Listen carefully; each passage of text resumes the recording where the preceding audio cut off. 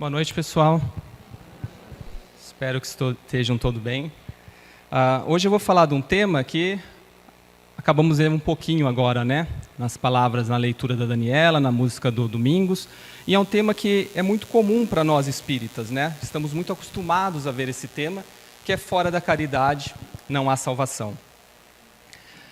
E Allan Kardec ele adotou esse slogan como uma máxima de conduta dos pilares, né, da doutrina espírita, e ele cita essa máxima em várias obras da codificação.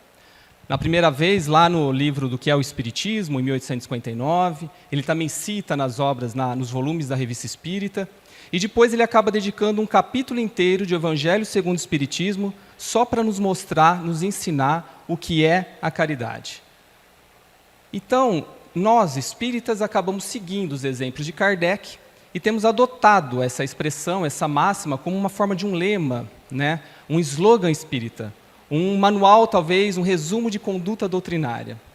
Mas, embora a gente tenha falado muito, a gente fala muito o que é a caridade, a prática da verdadeira caridade ainda é um desafio para todos nós.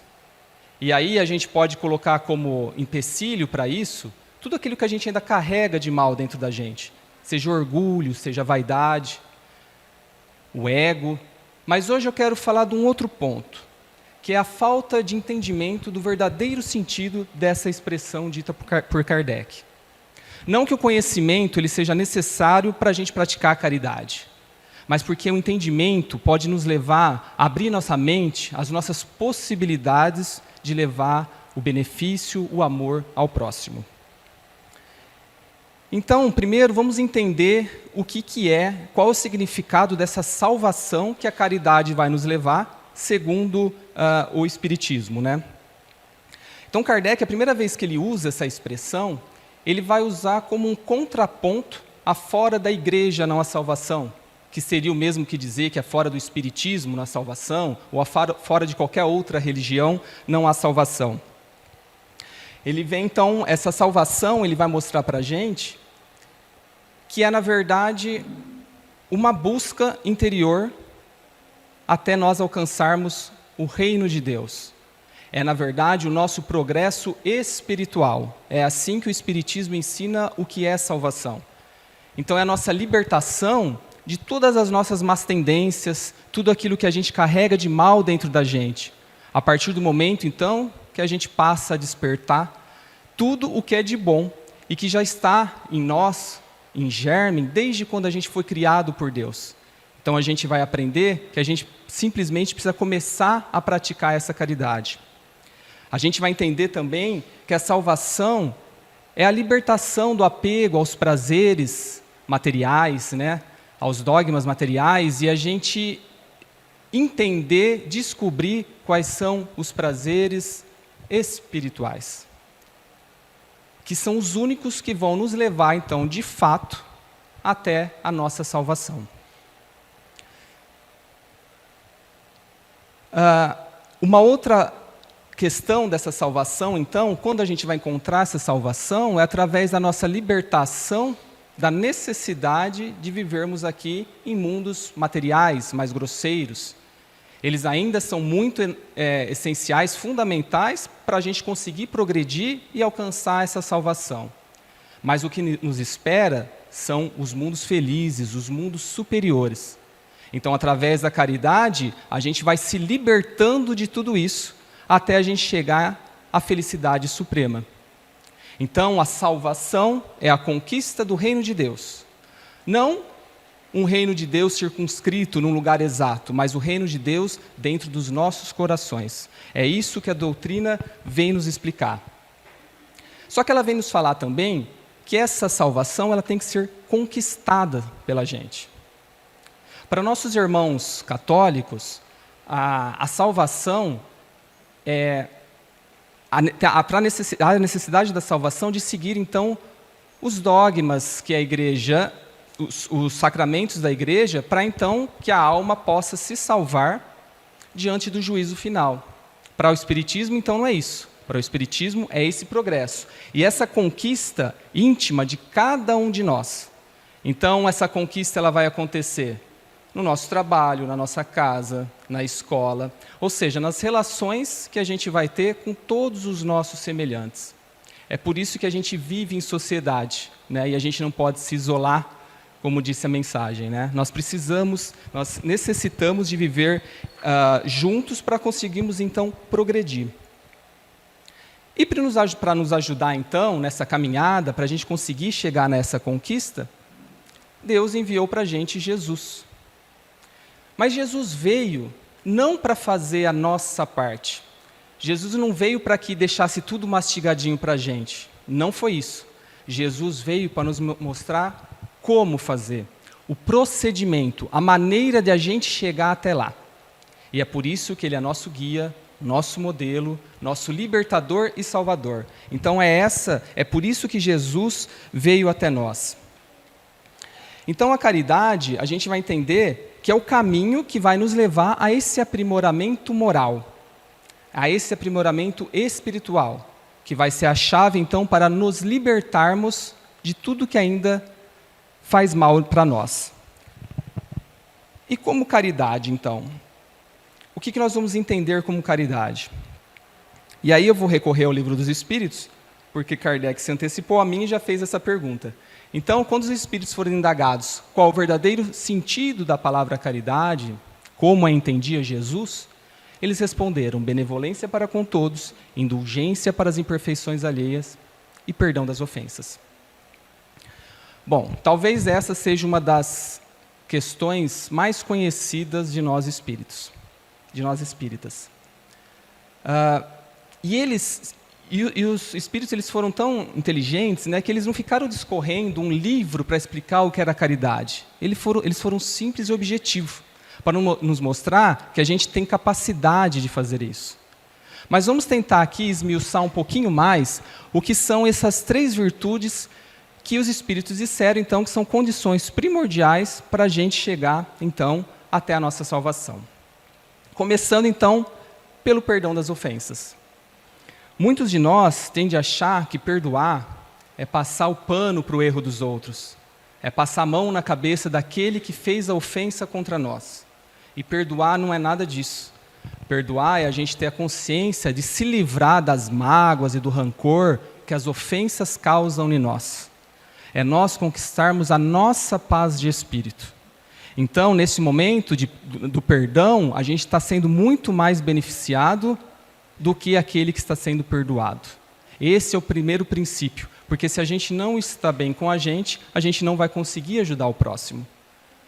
Então, resumidamente, a gente pode dizer que perdoar é entregar-se de todo o coração à sua própria felicidade. Esse seria o resumo do que é o perdão. E a indulgência? A indulgência a gente vai entender como a compreensão e aceitação das falhas alheias. É a gente entender que cada indivíduo está num caminho, num processo espiritual diferente, que está então sujeito a fazer o mal, às falhas, ao erro, assim como nós. Não nos diferimos nada deles, né? Nesse sentido, todos somos iguais. Então, ser indulgente é ter paciência com as falhas dos outros, é tentar compreender o porquê dessas ações, o motivo das ações que levaram a pessoa a errar. Mais uma vez, não é compactuar com o erro, mas é dar oportunidade do ensinamento. Se somos nós os que mais temos conhecimento no momento, que possamos ajudar aquele que está menos esclarecido, num ponto específico. Porque em outros, com certeza, vai ser o contrário. Somos nós que não vamos ter o conhecimento necessário. Então, sermos indulgentes uns para os outros é fundamental. E a benevolência, em essência, é o desejo ativo de fazer o bem para o próximo. Ela vai muito além de um sentimento passivo de bondade. Nós temos que ter a vontade de querer fazer o bem, o desejo de fazer o bem. É isso que é a indulgência, a benevolência, desculpa. A gente tem que tentar, então, buscar aliviar o sofrimento do nosso irmão, mas sempre colocando o amor na nossa ação. Sem o amor não é benevolência. E a benevolência, ela nunca vai exigir nada em troca. Essa é uma característica fundamental da benevolência, que vai diferir, portanto, da beneficência. Na beneficência, nós praticamos o bem, mas sempre por algum interesse. Quando eu, por exemplo, vou lá e eu junto todas as roupas que eu tenho em casa, que não me servem mais, para eu doar para uma assistência de caridade, né, para trazer aqui no centro, qual é o intuito que eu faço isso? Qual que é o desejo que me move? É eu levar um conforto, talvez, roupas limpas, ajudar a pessoa a combater o frio que muitas vezes tem? Eu estou colocando um sentido de amor naquela ação que eu estou fazendo? Ou eu estou fazendo isso porque eu preciso limpar meu guarda-roupa, eu preciso abrir espaço para colocar novas roupas?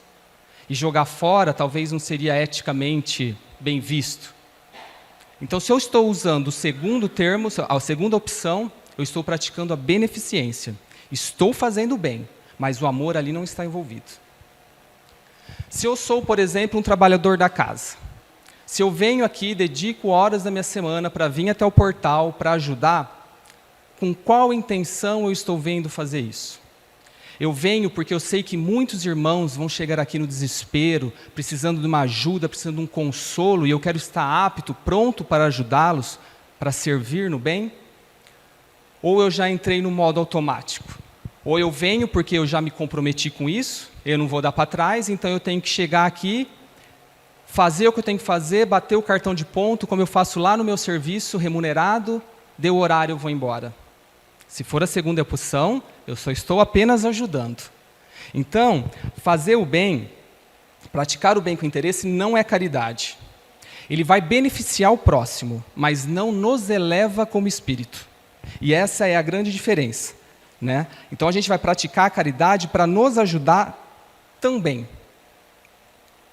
A ação, então, de praticar o bem tem que estar vinculada ao desejo de querer fazer o bem. Então, esses três elementos, benevolência, indulgência e perdão, essas três virtudes, elas estão intrinsecamente ligadas. Não há como praticarmos a verdadeira caridade, como Jesus fez aqui, se não formos benevolentes, indulgentes e perdoarmos. É difícil? Difícil, mas não impossível. E aí nós vamos entender também que dentro da caridade a gente consegue também dividi-la, o que deixa as coisas mais fáceis para a gente. E a gente vai entender que existe a caridade material e a caridade moral. Porque a caridade vai muito além daquela esmola que a gente dá no semáforo, ou dos agasalhos que doamos nas campanhas de inverno. Porque não há necessitados apenas de recursos financeiros. Há aqueles que choram, por exemplo, a perda de um filho, tem os angustiados, os aflitos, tem aqueles que carregam o peso do preconceito, o fardo da injustiça. Então, a gente observa que a caridade, ela vai muito além da assistência material. Ela engloba todas as nossas relações com os nossos semelhantes. E aí é muito fácil a gente, né, conseguir achar uma maneira de praticar essa caridade, praticar o bem, né? A gente só tem que estar atento. A gente tem que estar percebendo, com um olhar atento ao que está acontecendo ao nosso redor. E aí a gente vai ver, então, que a caridade material é importante, mas não é a única. Jesus foi o espírito, foi o ser humano que aqui esteve na Terra, que mais praticou a caridade, e não tinha dinheiro nenhum. Então a gente não pode usar a justificativa do financeiro para querer justificar a nossa falta de caridade, a nossa falta de amor ao próximo. Então, um bom dia dito com um sorriso no rosto pode ser considerado um ato de caridade. Porque pode abrandar a aflição de uma pessoa, nem que for por alguns segundos. Pagar o mal com o bem, perdoar as ofensas. Tudo isso a gente vai ver que é fazer a caridade. Escutar um irmão que muitas vezes precisa desabafar, sem julgamento, sem recriminação, só deixar desabafar para ele se sentir melhor. Então, tudo isso a gente vai ver que é caridade.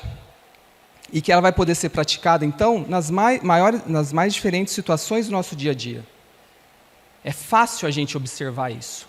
O que a gente precisa estar atento é que aquele que necessita nem sempre é aquele que pede, nem sempre ele vai estender a mão pedindo ajuda. Nós precisamos estar atentos. Mas o problema nosso é que, geralmente, os nossos impulsos generosos, eles só se afloram quando as misérias estão estampadas na nossa cara, né? Quando elas estão chamativas. Observem, por exemplo, como que as grandes calamidades nos unem em prol dos necessitados. Se a gente pegar aí nos últimos anos, né, quantos casos de famílias que perderam tudo devido aos deslizamentos de terra causados pelas fortes chuvas. Em pouco tempo, toneladas de alimentos e de roupas são arrecadados e distribuídos a essas famílias. No auge da pandemia do Covid, era muito comum ver os mais jovens se oferecendo para fazer as compras dos mais velhos, a fim de mantê-los seguros nos seus lares. E são atitudes, obviamente, esplendorosas. Mas observem que, geralmente, essa sensibilização à dor alheia, ela é momentânea. Ela vai durar o tempo em que a tragédia está na mídia.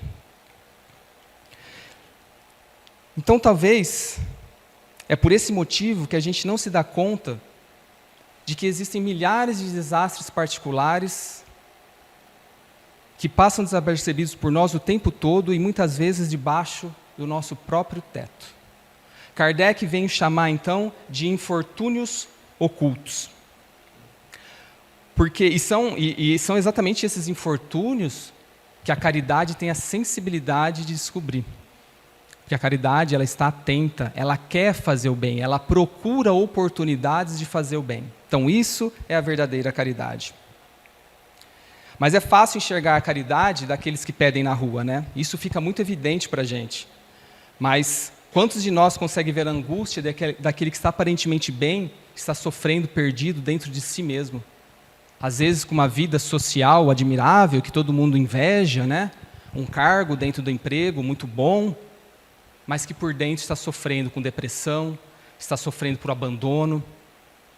Então nós temos que estar atentos a isso, para a gente conseguir de fato realizar aquela caridade como Jesus nos ensinou. Porque então o infortúnio ele não vai ter endereço apenas naquela casinha pobre, né, onde a miséria fica evidente, mas nos lares espirituais de muitos dos nossos irmãos. Aqui eu queria contar um fato que aconteceu comigo há uns anos atrás, acho que foi ano passado, se eu não me engano. Eu estava em casa, tocou a campainha, e quando eu fui atender, era um rapaz que foi para pedir dinheiro. Um rapaz todo sujo. Eu abri a porta, ele falou assim: "Oi, tudo bem?" Eu respondi: "Tudo bem, e você, como você está, né?" Aí aquele rapaz, ele parou por alguns segundos, ficou olhando para cima, me olhou e falou assim: "Você não é desse mundo, né?" Daí eu já pensei, né? Vixe, aí cada coisa que me aparece, né? Cada um que vem bater na minha porta, né? Eu falei: "Não, eu sou desse mundo sim. Por que você acha que eu não sou desse mundo?" Ele falou: "Porque você está perguntando se eu estou bem." Aí ele quebrou minhas pernas, né? Aí ele falou: "Você sabe o que mais me falam quando eu bato na porta para pedir dinheiro? As pessoas pedem para eu não encostar no portão delas. Você está me perguntando se eu estou bem." Gente, olha como isso é forte. Por alguns segundos, aquele cara que foi lá em casa, ele se sentiu gente. Ele se sentiu pertencente a esse mundo.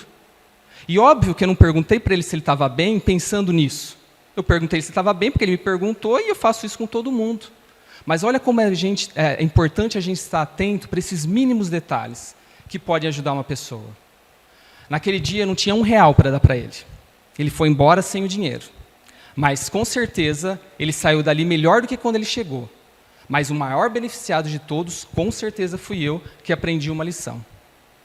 E eu me recordo também de uma amiga nossa aqui da casa, que ela disse que toda vez que ela está no semáforo e vem alguém pedir um dinheiro, tentar vender alguma coisa, a primeira coisa que ela fala é perguntar o nome da pessoa. Olha como isso é bonito, gente. Quem de nós aqui já parou para pensar nisso? Muitos de nós não abrimos o vidro para sequer falar que não quer, que não tem dinheiro. Olha como então a gente consegue fazer a caridade nas mais diferentes situações. E é tão pouco, a gente está ali parado, a gente não vai sair dali enquanto o semáforo não abrir. Então a gente vai ter as oportunidades a todo momento.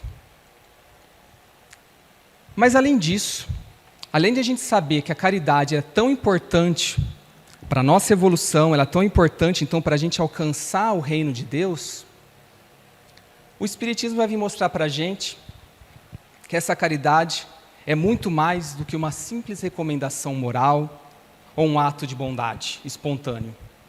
Ela é entendida, então, como uma lei divina, uma das leis naturais que regem o universo, assim como a lei de causa e efeito e a lei de progresso. Está lá no Livro dos Espíritos. É só a gente procurar lá que vocês vão ver. Lei de justiça, amor, e caridade e amor. Então, quando a gente passa a entender que fazer o bem, que a caridade é uma lei, se a gente não está cumprindo isso, a gente está indo contra a lei de Deus. E uma vez que ela é lei de Deus, que foi Deus quem a propôs, quem a fez, consequentemente ela não é uma criação humana e não uma convenção social. É um princípio eterno e imutável. E lá no Livro dos Espíritos, tem uma outra questão que eu trouxe, que vai corroborar com isso que eu falei. A questão em si, na verdade, não tem muito a ver com o assunto, mas um detalhe na resposta. Kardec pergunta: pode o homem, por sua vontade e pelos seus atos, evitar acontecimentos que deviam realizar-se e vice-versa? E a resposta: pode, desde que esse desvio aparente possa caber na ordem geral da vida que ele escolheu. Além disso, agora é o detalhe: para fazer o bem, como é seu dever e único objetivo de vida, ele pode impedir o mal, sobretudo aquele que pudesse contribuir para um mal maior ainda. E aqui, meus irmãos, eu vou repetir. Para fazer o bem, como é seu dever e único objetivo de vida. Reparem que os Espíritos não vêm falar para a gente que fazer o bem é um dos objetivos da nossa vida. Não. É o único objetivo da nossa existência. E a gente, às vezes, se perde, principalmente nós espíritas, né, a ficar imaginando qual será a minha missão nessa encarnação, o que será que Deus quer de mim, esquecendo que Jesus já falou isso de uma forma muito simples, muito objetiva. Amar a Deus sobre todas as coisas e ao próximo como a si mesmo. Quem ama, faz o bem. Então, meus irmãos, nós precisamos entender a importância da caridade em nossas vidas. A importância que a caridade vai ter na nossa jornada terrena. Hoje ainda, vivendo nesse mundo de tribulações, com tantas vicissitudes, talvez a gente não consiga, não tenha consciência desperta para entender tudo. Mas nós já temos condições de entender muita coisa. O Espiritismo veio aqui para nos abrir a cabeça. É o nosso consolador prometido.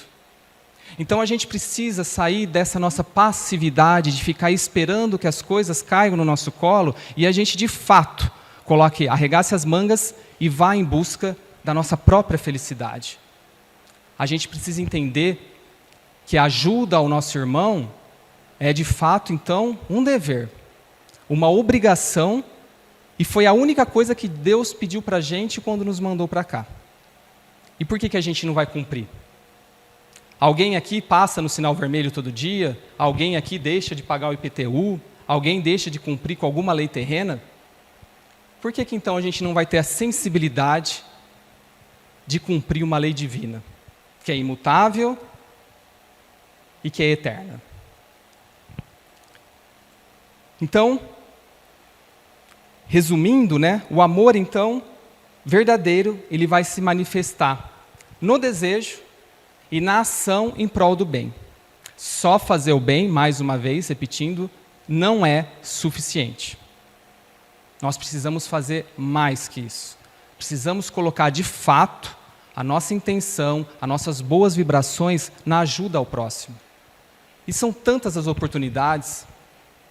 Uma prece para alguém.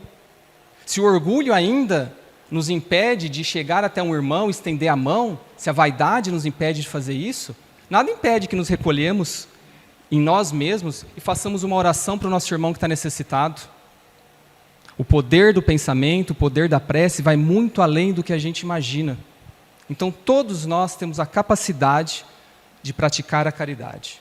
E é isso que Jesus espera da gente. É para isso que a gente veio aqui.